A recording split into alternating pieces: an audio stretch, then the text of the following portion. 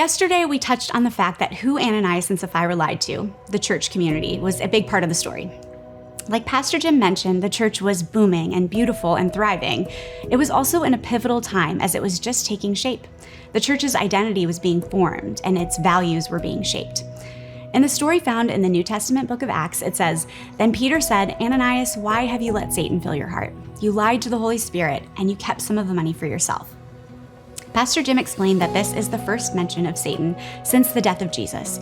As the church is starting and growing and thriving, evil and deception come on the scene in what seems to be the first attempt at destroying the church.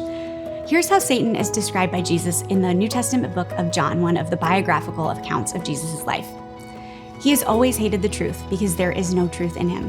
When he lies, it's consistent with his character, for he is a liar and the father of lies." I think the most striking thing to me about this story is that it wasn't some big, elaborate lie. It was a simple twisting of the truth. At the beginning of this past weekend's message, Pastor Jim covered all the things that weren't bad in the Ananias and Sapphira story, right?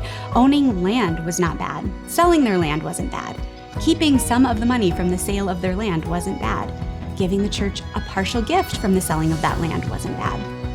But when they let the idea take hold that they could tell the church they were giving all the money, getting the recognition and praise for that selfless act, but then secretly keeping some of that money and not actually giving all of the money they promised, it was like they would get to have their cake and eat it too.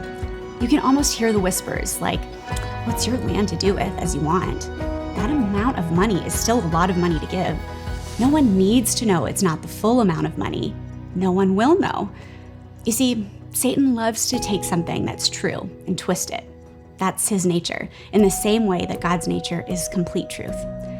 Where are we falling prey to this in our own lives? Where are we justifying decisions and behaviors that in our gut we know are not the way that we're called to live? Where are we being deceived, or where are we deceiving ourselves? Another biographical book about Jesus, Luke, tells us, "The time is coming when everything that's covered up will be revealed, and all that is secret will be made known to all. Whatever you've said in the dark will be heard in the light, and what you have whispered behind closed doors will be shouted from the housetops for all to hear." That can either comfort us or possibly motivate us to seek truth. And I really hope today that you seek truth.